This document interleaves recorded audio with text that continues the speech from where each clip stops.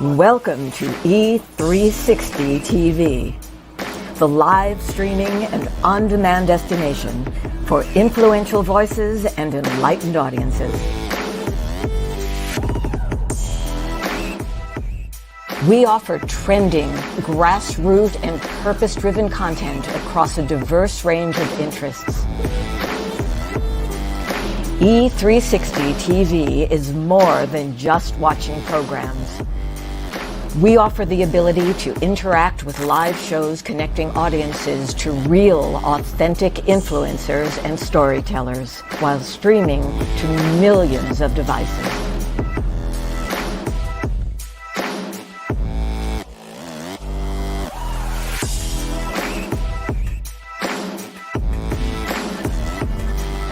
Real experiences. Raw conversation. One destination for it all. E360 TV. On July 4th, 1962, I found myself in the lost and found of mankind. Just because something finds its way to the lost and found doesn't mean that it wants to be there. Just because something finds its way to the lost and found doesn't mean that the person who lost it doesn't care for that lost item. You are writing moments that people will learn from, grow from, and heal through for thousands of years. Together, we are co-authoring a unique moment in time. That DNA, those fingerprints, they're going to be gone. Ashes to ashes, dust to dust. But it is your story that they will tell for thousands of years. But only if you leave it. Things that do not serve you must go. The longer you wait, the more time you give them to trick you into serving them. 22 homes in foster care, everything I wore as a scar, as a shame, things that started like Velcro on my spirit. After just a few months, then years, then decades, I had believed myself into believing that they were indelible tattoos. Sometimes we have to be broken down to appreciate the view once we start getting up. I want you to leave this place and know that you have been changed. Why? How do I know it's true? Because each of you has just changed.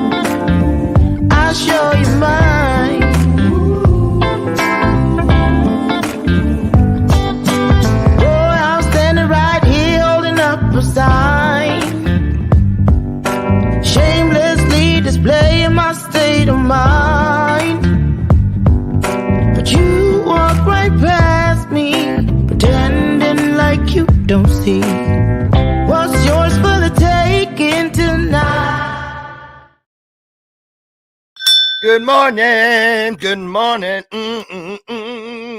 Yeah. It's Monday. Wake up. What the hell? Ain't no sleeping in here. Wake that ass up.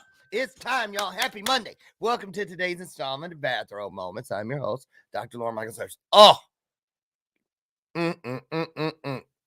Okay, I'm going to just be transparent.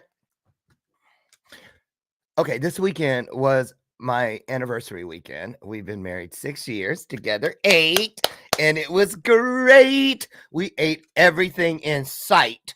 I'm not kidding you. We ate everything in sight, drank everything in sight. And then it dawned on us. We were like, because we were looking at all those pictures from 6 years, we were like, oh, we got to put on some weight. So I was like, I haven't been to the gym in 30 days because I've been really busy on the road. So I went back today and, I was minding my own business. I really was. And that scale, damn that thing over there by the, psst, hey, you come here. I dare you to stand on me. I did. Watch what happens by Christmas. That's all I'm going to say about it. I can show you better than I'm going to tell you. That's that. Lord have mercy, right? I'm 61. I got to remember, you can't just stop shit for a day and think, okay, I'll be back tomorrow. Turned into 41 days. Oh, help me. Great announcements. Guess what I got? Y'all know how I love some Willy Wonka. Look at Mike TV back there on top of the TV. I went and saw him in person to find out why he never wrote me back 30 years ago when I wrote him 13 times in care of Willy Wonka's Chocolate Factory. I get to go see the Broadway play of Charlie and the Chocolate Factory. Now do you see why I love my husband so? So that was my favorite present. Yes. And I want to shout out, got this in the mail this week. Oh, did you guys see that beautiful journal that I got from a guest who was here a couple weeks ago? I'll bring it tomorrow. It's upstairs. I started using it this morning. Oh, Christian LaCroix. That's his name. I guess he's a big designer. It's beautiful. Anyway, I got that in the mail. And my coaching client and one of my best friends, Sonny Von Cleveland out in Palm Springs, California. His book is out. Hey, White Boy. Look at that. It's a real book, too. I'm really excited about that. Congratulations, Sonny. And if you happen, we got a few more days left.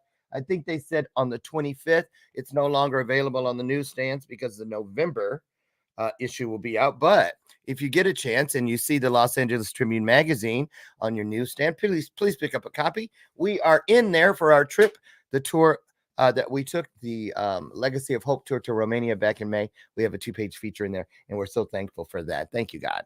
Okay, so we're going to get started. It's going to be a great week. I have a couple people here this week, starting with today's guest, Aspen Bentley, who I met at the RPXP experience out in San Diego just a few weeks ago.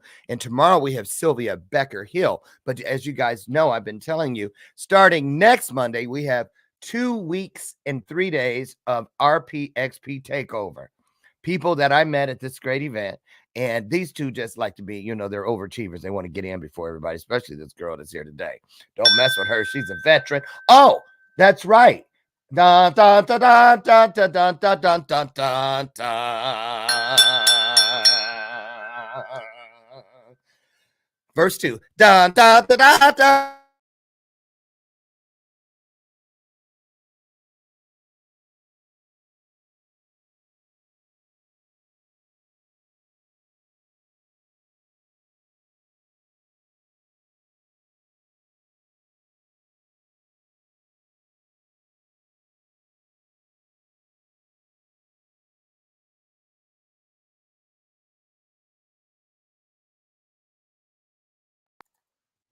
Oh, we're back.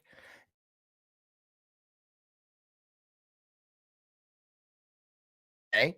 I swear, sometimes you hear me say it all the time. I swear, Xfinity gets their satellites from the dollar store. That's all I got to say about it. Okay, we're good. So what I was going to say is I'm born on the 4th of July. So I have a lot of patriotic everything. So this girl, let me tell you something. I would not want to meet her or get on her bad side or meet her in a dark alley. That's all I'm going to say, right? Don't let that beautiful silky Pantene hair fool you. The smooth taste, don't let that fool you either, because she is a Navy veteran, and I still let her come on the show, right? Right, I know. Air Force, aim high. I'm just kidding. Yeah, I'm just kidding. So her short bio, Love it because she really knows what short bio means. Some people, when you ask them for a short bio, is this long? Here's her short bio. Enlisted in the Navy at 17, commissioned from USNA, that's United States Naval Academy, class of 2019. So that means she was an officer for you who are not in the know. Intel. Oh, now I have no idea what that means. She's going to tell us. A lot of acronyms. You all know this in the military. She's now a small business owner and a nonprofit founder. Now I'm going to take some pieces from her longer bio. Should I go in and put some background music? No. I was going to put in some music. Aspen grew up in the middle of nowhere. Me too. In the mountains, not me. Mostly by herself. The trees.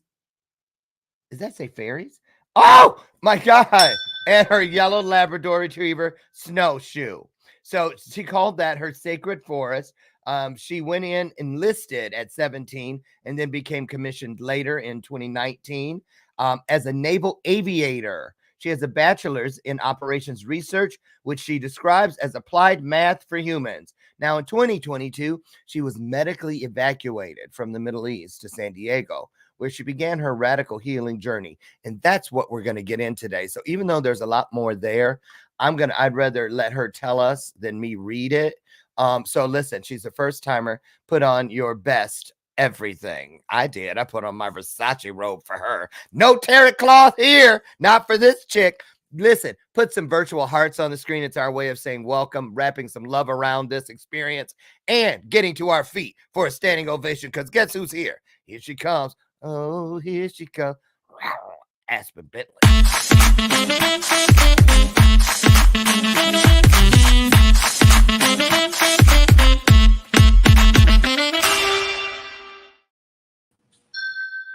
Oh, I saw you whip it one quick time. Just for I saw you. How are you? I'm great. How are you? Good. Tell everybody where you're at in the world right now. Yeah, I'm in San Diego, California, in my downtown apartment, and it's beautiful. Downtown apartment. Yeah, Downtown girl in a London world. Uh-huh. Do you like San Diego better than your quiet sacred forest? I've lived in a lot of places, probably like you. I think you mentioned that you're in the Air Force, so every place has its pros and cons. San Diego will always have a very special place in my heart due to the community here that really helped me in my own healing journey. Yes. And there's that big ass statue of that sailor bending that girl. You know, we had our honeymoon there. In San Diego? Yeah, well, Oh, it was great. a backup plan because we were going to Puerto Rico, but I think you mentioned that. Yeah, I remember what was that? What is that called? Those typhoons or whatever. They had it. Yeah, so we couldn't go. So we went there instead and loved it. Loved it. Loved it. So how long have you been living in San Diego, Aspen? Just over a year. Okay. And so tell us, well, wait, before we get started, I'm going to dip out, let you just say hello in your own way in case you want to share something with the audience, create your own vibe. Because I just kind of picked and, chose a couple little things from your bio. So why don't you get started?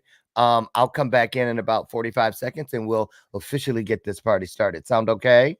Sure. Okay. All you take it away. Awesome. I'm a person of duality. And so my bio really highlights that I'm a math person and a mystic. I am deeply spiritual, and I'm an active duty naval officer who's getting out very shortly. And so, what I try to highlight in my bio is that duality.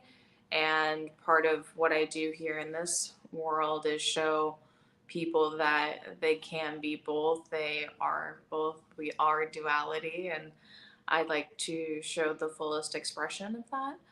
And I think I have a little bit to offer almost everyone I meet, and I'm really blessed to have been all over the world, to have worn the uniform for as long as I have, and to really experience the world and all of its complexity.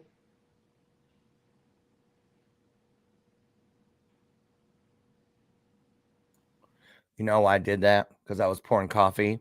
And when I'm not on the screen and I don't mute it, people say it sounds like I'm peeing backstage. So I always forget that I muted it to pour coffee. Cheers, by the way. Are you drinking on anything? Yes. Great. So listen, before we get into the medically evacuated story and how I love how you've turned everything into what you've turned it into, not trying to do a spoiler alert, y'all. But I wanted to ask you a question before we get officially started. What's it like? Because I was in the military in the 80s, right? What's it like? And I wasn't a spiritual person. There wasn't a lot of that going on when I was in the military. How is it to be an officer who is a spiritual person? Do you know what I'm saying? I mean, do you have to turn one thing down when you put the uniform on? Because you know what I'm saying? It's like two different worlds, really. It's like, as you were, da da da da, move, move, move, move, move. How do you balance that? Do people inside your naval circle know the outside version of you?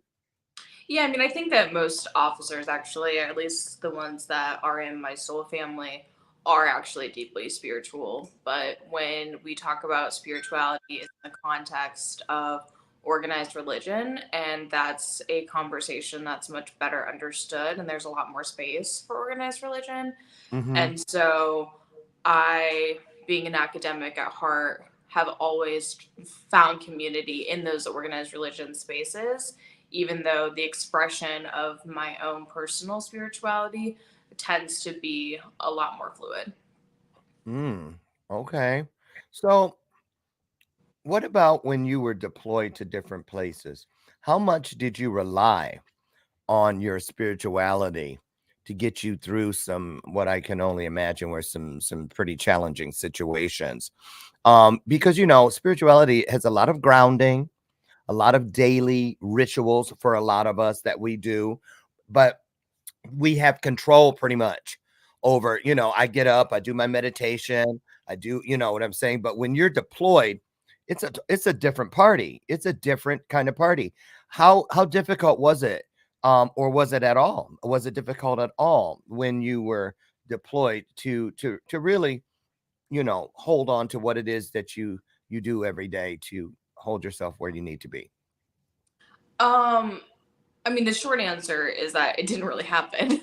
Oh, The short answer is um, there wasn't, I didn't have a fully robust spiritual practice when I was deployed. Um, what I did have was a very curious mind. And so when I was in different places in the world, I was a lot more in my like anthropologic deep immersion okay. mindset than I was expressing my own spiritual practice. I think I was taking more in as opposed to um, holding on to what I know to be true, because the world's a complicated place and it has a lot to offer. And I've been blessed to be in places that a lot of people, especially Americans, don't go to. And so rather than um, doing what was probably good for me and honing in on those grounding practices and coming back to myself, I very much explored the outside world and wanted to know as much as possible from the finite time I had to explore. Yeah, yeah, makes sense. So let's just get to it.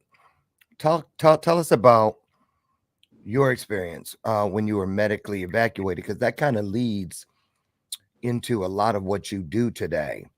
Your own trauma, and then because I know some of your story, what you shared with us in San Diego about your friends and this, that, and the other. So you know where to begin with this. I'm just going to let you take off and talk about it all. What you're joyful about, the things that have pissed you off, that force you to fight for change in all kinds of ways. So just tell us. Start with what happened with you that you had to be medically evacuated. Yeah, so I had two acutely capital T traumatic events that occurred in my life right after I commissioned and graduated from the Naval Academy. One of them included a international terrorist attack and mass shooting in Pensacola, Florida, where my training building was open, fired on, and my soul brother was murdered. And all of the officers injured were dear friends of mine, and it was a nightmare. And that was the second capital T trauma that occurred. And all the while, this is the middle of COVID. This is the middle of the racial reckoning that our country faced. And that was just all the context in the backfall, but also my friends just kept dying. So when Josh was murdered in December of 2019, every 4 months after that, somebody else I loved died. So it never really ended. It just was effing terrible the whole time. And I got almost no support from military leadership. The only leader and shepherd of that story was a man named Captain Seegers, who's my commanding officer. And of course, he died in a aviation mishap a few months after the shooting. And what do you do? What do you do? To be heartbroken, to be traumatized, to have your worldview shattered over and over and over and over again. And so that's when the symptoms really started developing. I am a uniform victim advocate. I'm well aware what trauma does to the brain and to the body. And so I sought help early and often and was met to effectively no avail. And after switching to what I'm good at, which was not aviation, I soloed, and I never wanted to do that again, which is not how you're supposed to feel after your solo. I decided to go back to Intel. And wait, tell them what you mean by that. I know because you explained it to me in detail in Cindy. What you mean when you say soloed? yeah, so part of the aviation pipeline in general, but in naval aviation as well, is you have to fly an airplane by yourself, no comms, no human in the cockpit, and you have to just do it. And the point of doing it so early, after 10 and a half hours in the aircraft in naval aviation, is not because that's particularly safe or because do you mean a big ass plane like this? No.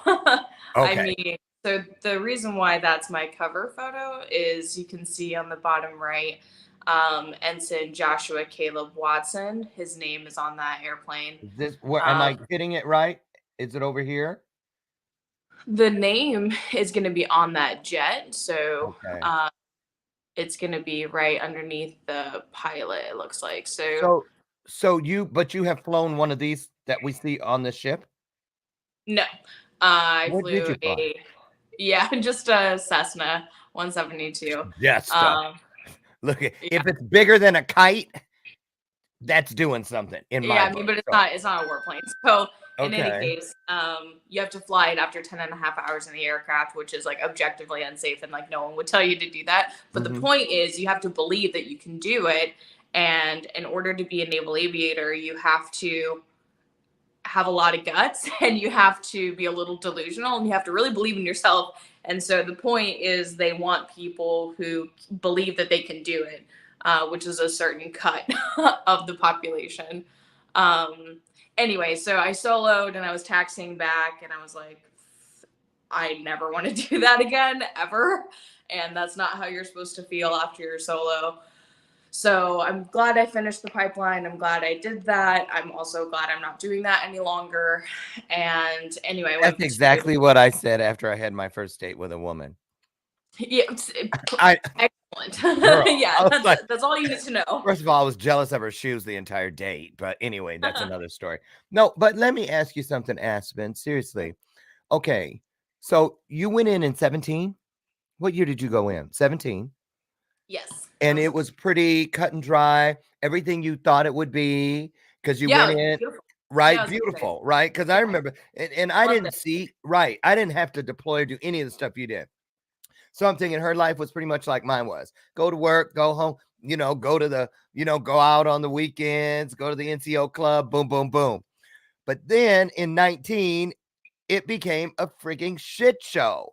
Yeah. And all these people start, well, first of all, a terrorist attack on our soil. From a Saudi Arabian flight school student. I Which, can't even- in case anyone in the Saudis doesn't know, 11 out of the 13 pilots on 9/11 are from Saudi Arabia. What? How? I don't even know how to frame this, because how do you ask questions that I really feel it's kind of unfair to ask someone to answer? Because I mean, I'm an intelligence officer, so you can just ask me, Well, and if okay, I can't so- answer, I can't answer. okay, so you know how like in a school, when something happens, they bring in all these people to talk to the kids and the staff and stuff. Yeah. What did that piece feel like in the military? What did they do? Well, Was they it a did that. Band-Aid? Was it just some Bactine, a spritz of that on it, and bye, get on your way, back to work, soldier? Or what? Yeah, so they did that, and there's a word for it where they bring like a bunch of Navy psychs on board, and like Fleet and Family Services and other lesser qualified individuals to handle a mass shooting. And but that was mostly for the junior enlisted and for the people who were in A school on the base, not really for us officers who had our building open fired on. Like, there were resources available, but it felt to me like on surface only. It was like going to an EMT, but if you actually needed a life-saving surgery, like, you weren't actually getting into the doctor's office. Like, that wasn't happening. Like, they had EMTs available. It was like urgent care. I mean, it wasn't, from a mental health perspective, I mean that analogously. But so like that intermediary phase of like an emergency response team, that was available, but the follow-on care, it felt to me, was not. So, okay. This all starts and continues for different reasons. There was the accident with the captain you spoke of. There was all the other stuff.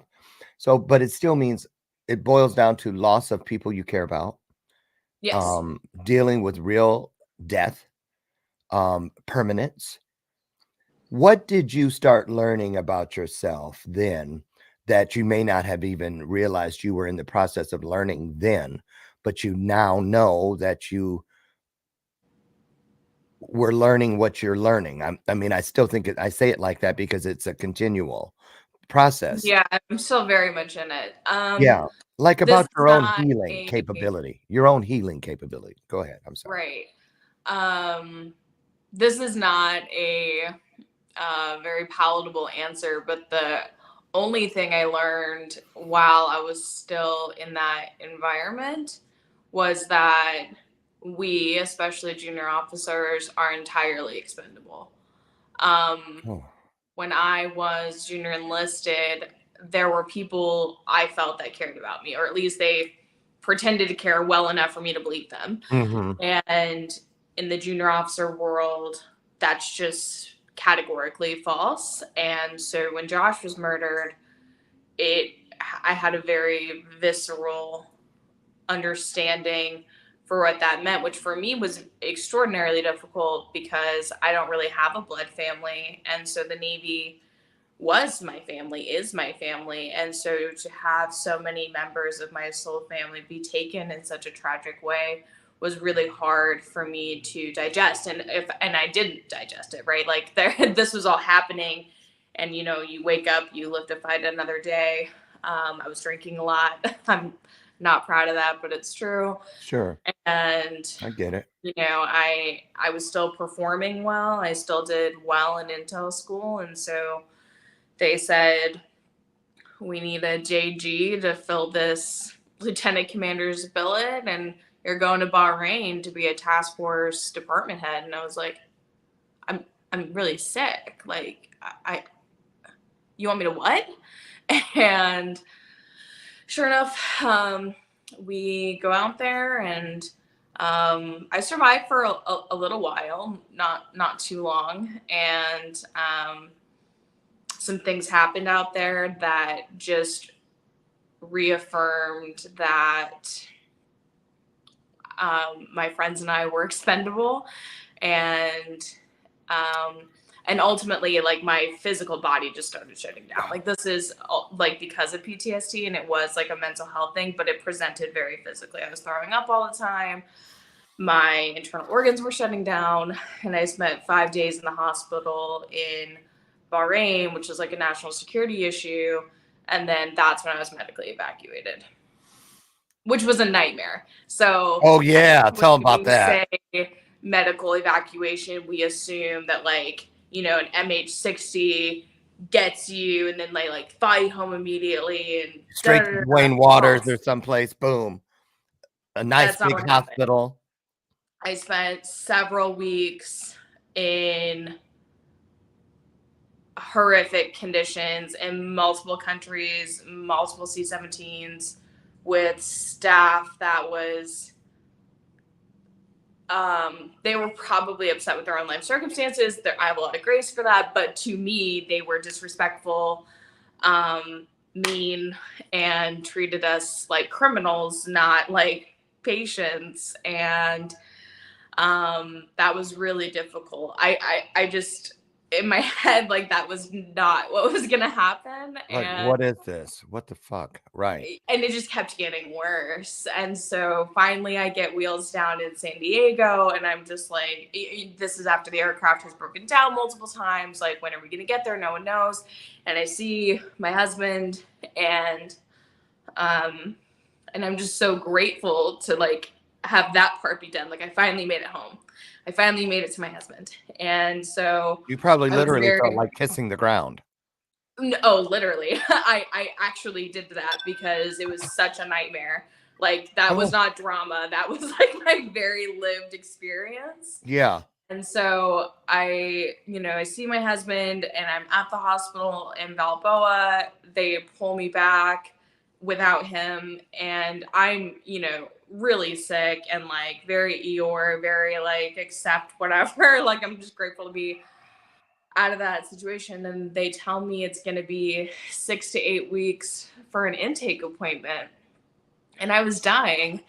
But I had no, like, fight in me at that point. And so I just, okay, and like Eeyore'd my way through it, which is not how I normally act. No, that's not you at all.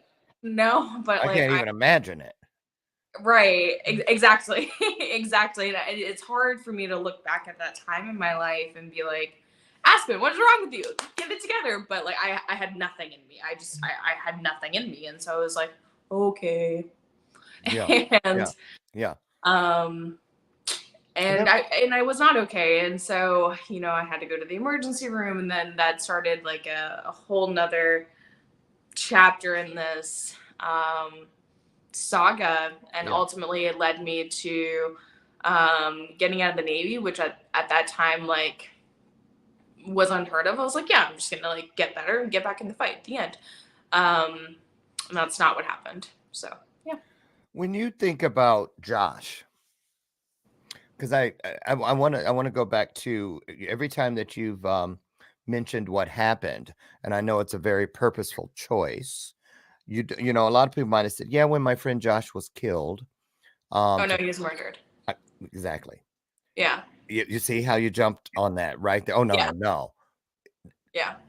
Explain why you're using that terminology, because when we hear about people that lose their lives, whether it's in Afghanistan or Vietnam or wherever, you usually say they were killed in action. Yeah.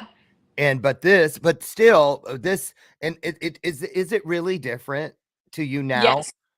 Explain that Yes, difference, because I think that's important. And here's why. Because I got my own choice, Aspen. When you're describing how you're treated, because we hear a lot about how when our vets come home, they're just really like shat on. Really. And a lot of people go, yeah, oh, no. And a lot of people think saying a mere thank you for your service yeah, cleans it up. Has yeah, nothing to do with their sacrifice and all the crap that you deal with. And a lot of it you're not supposed to talk about. You're correct. unpatriotic, you're ungrateful, on and on and on. But what you were talking about when you said expendable, I Yeah. wrote down on my notes, what's the difference between expendable and taking part in human sacrifice? Because to me, it feels like human sacrifice. The horrible bedside manner when you're serving, and for those of you who don't know, a C-17 does not feel like a United flight, Yeah. right? I mean, Yeah. what you're You're like looking at, literally strapped in. You're thank strapped you. in. It's a cargo vessel. So Thank you're you. like the humans on board are literally cargo and you are strapped in like cargo. Like And treated. it's not a cute little seatbelt with like flight service. Like Yeah. that's Yeah. not this environment. Yeah. Exactly. Yeah. Exactly. So talk about that part about um murdered. And when you hear fellow military members describe the situation, are they saying it in the same way? And do you correct people when they say it inappropriately? Um, so the first question was, what's the difference between being murdered and killed in action? Mhm. And that, from a philosophical standpoint, comes down to the just war theory, just in bello and just ad bellum.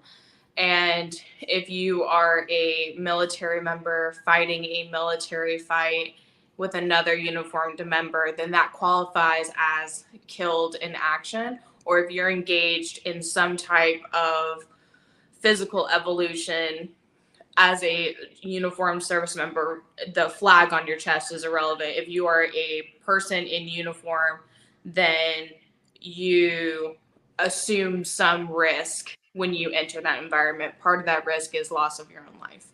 And so that's what qualifies as killed in action, especially if you're a deployed service member, again, from any country. And that comes down to just war theory, which is a practice that was the agreed upon practice, especially following the world wars. And the reason why our fights in Iraq and Afghanistan were so challenging is because we often were not fighting state actors. We were fighting non-state actors who were not wearing a uniform and were disguised as civilian personnel. Civilians. Mm-hmm. So when you're deployed, and again, if you're in uniform, you assume a certain level of risk, and that is loss of your own life, and that qualifies as a killed in action.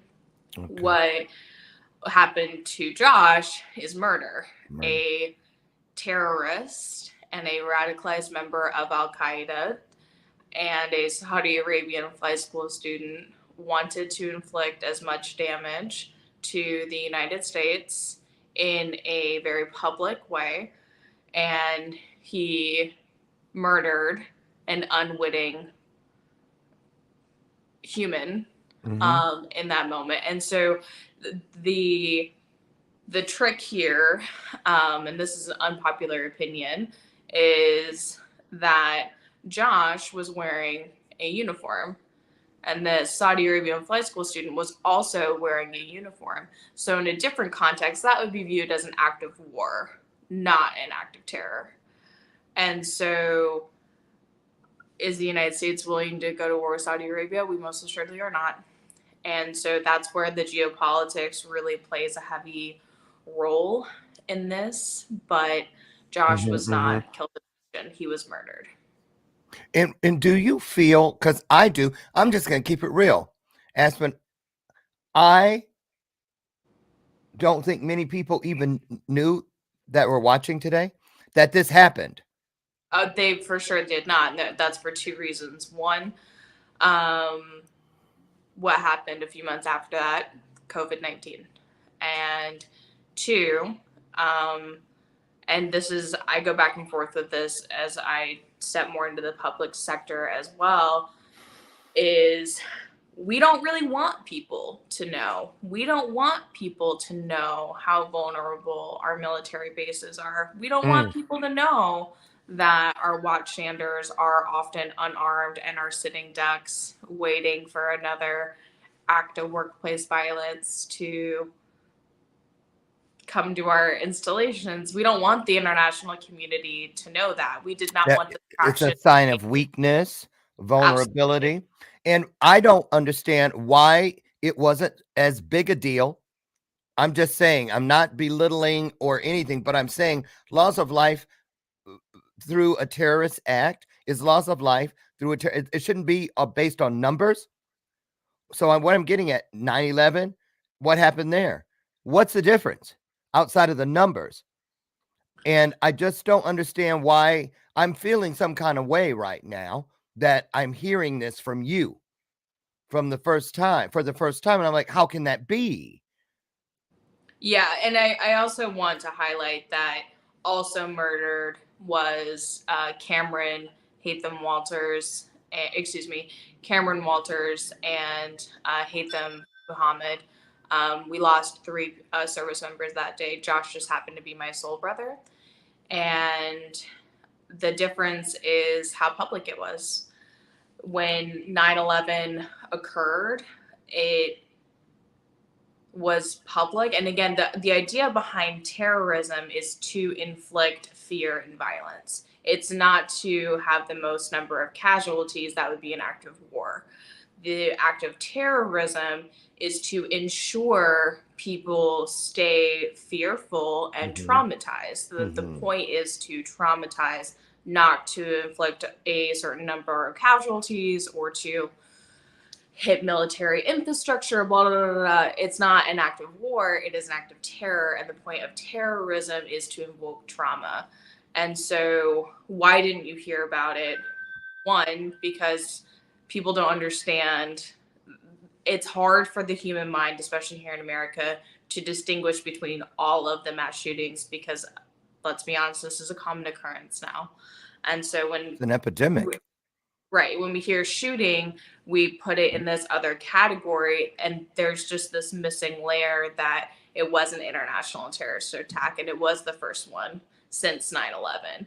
And why are you hearing this from me? Again, for 2 reasons. One, because COVID-19 happened weeks, months later, and 2, because the U.S. government, rightfully so, and I'm an intelligence officer. This is true for me as well. That secret has to be well kept. So, Aspen, you in all the service members signed up voluntarily, Correct, to ensure the safety of the citizens of this country. But when you're here, and even when you're not, but specifically when you're here stateside, whose responsibility is it to keep you all safe? to keep the military safe at home. Yeah. Well, it's the military's. Okay. So it's a huge vulnerability to not have armed watches. It's a huge vulnerability to have you have to walk the line between fear mongering and paranoia versus healthy OPSEC and ensuring our military members are kept safe here at home. Because make no mistake, the enemy is domestic.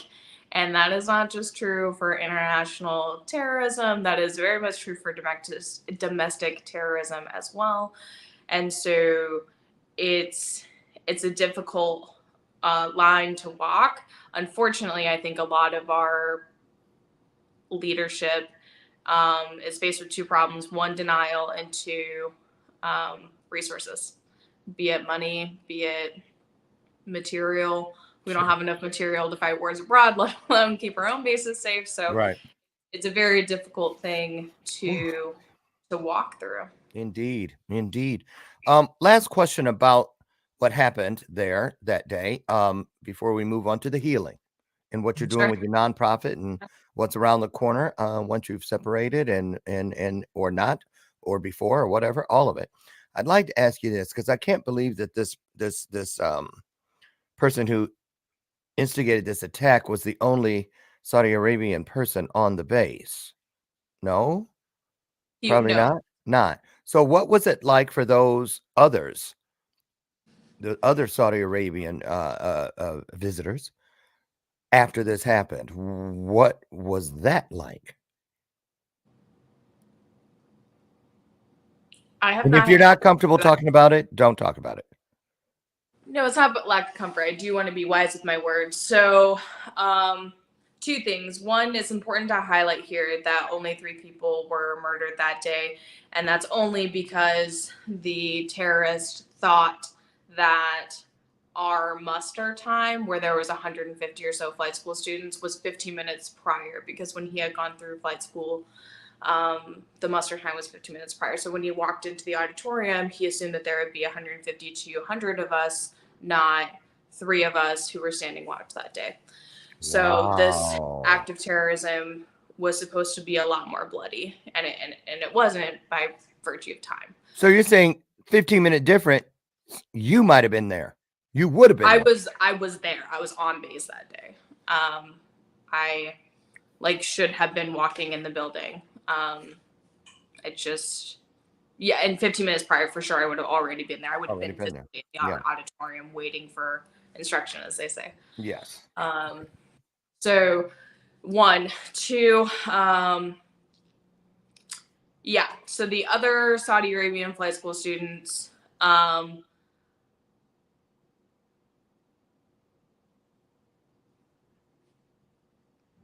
the sourcing behind this is questionable, and so I hesitate to say it in a public forum. But the story, as I recall, is that multiple Saudi Arabian flight school student, upwards of 10, had a quote unquote dinner party the night before, where they watched videos of mass shootings. And the counter to that was that they were watching how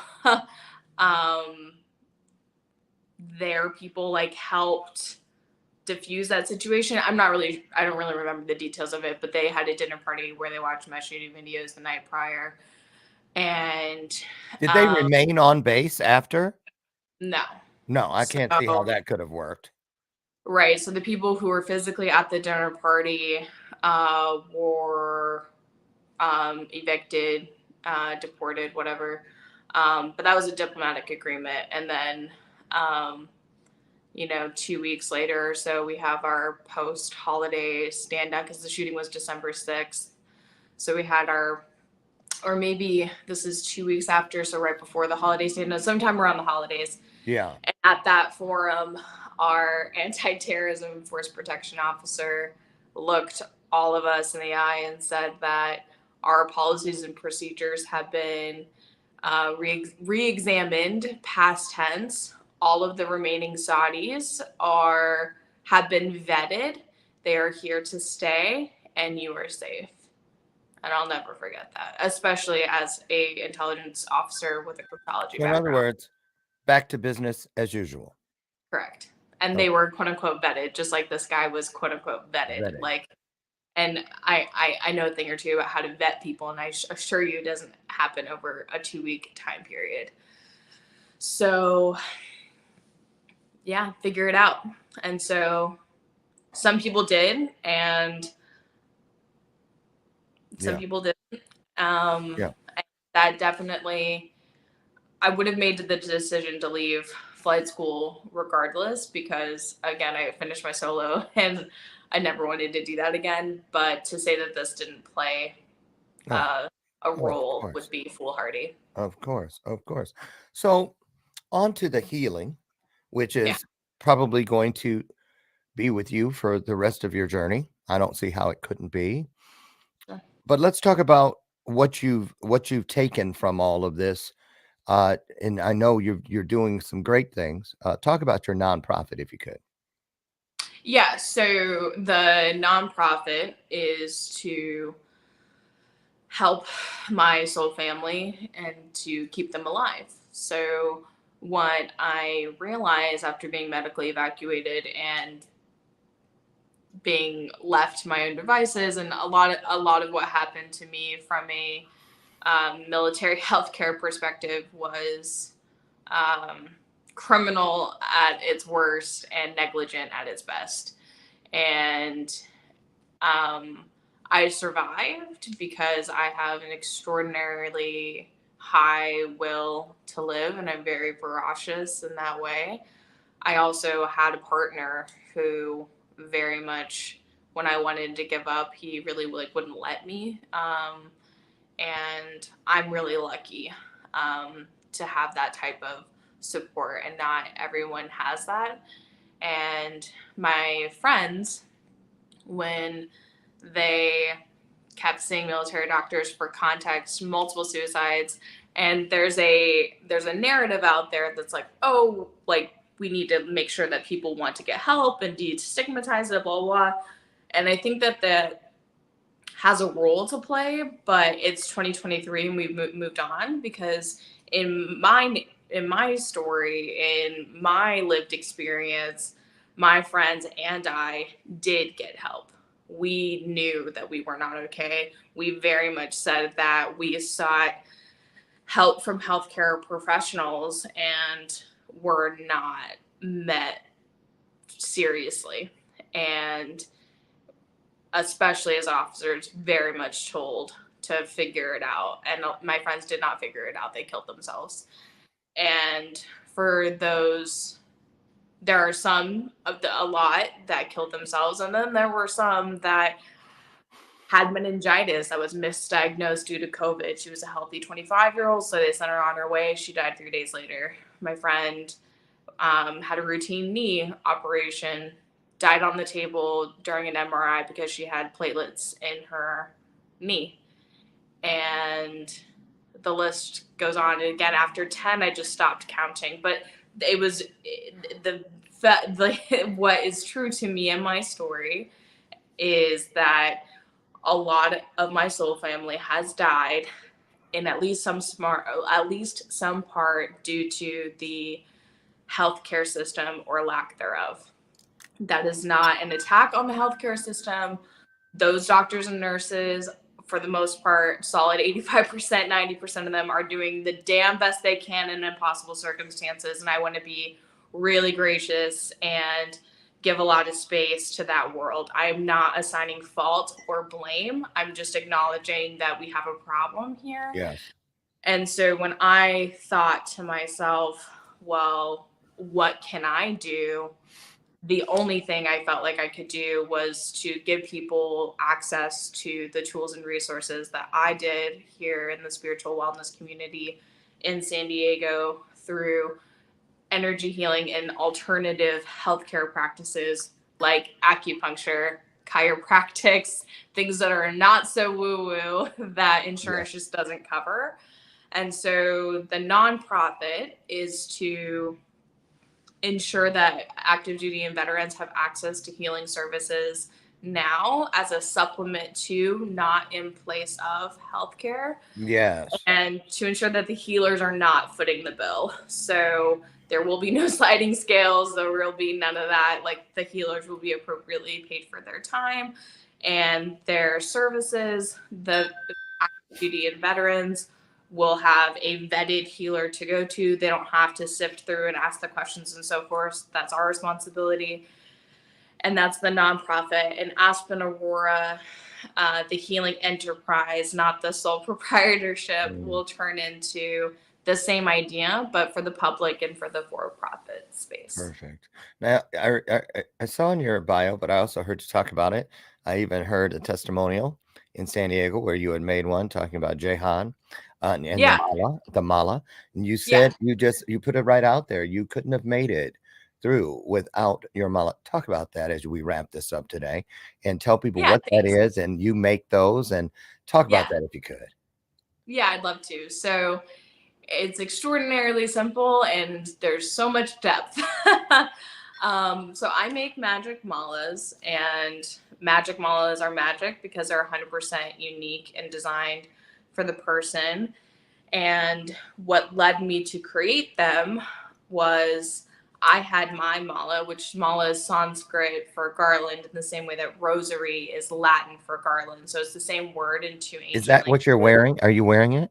Yes. Show the folks. Um, Yes, thank you. yeah, so it's 108 pieces. So it's like a long necklace with a tassel, and there's a lot of symbology in the anatomy, and we talk about that on a call.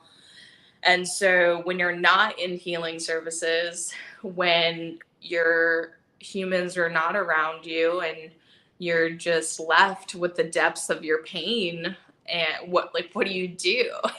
Like breath work's only going to get you so So far, far. yes. And so having a physical thing and having the energy of the crystals to hold some of that with me was a Mhm. very metaphysical way for me to just literally put one foot in front of the other, as opposed to drowning in quicksand.